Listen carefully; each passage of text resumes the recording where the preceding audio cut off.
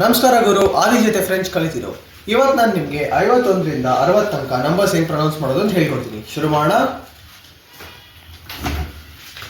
51 51, 52 52, 53 53,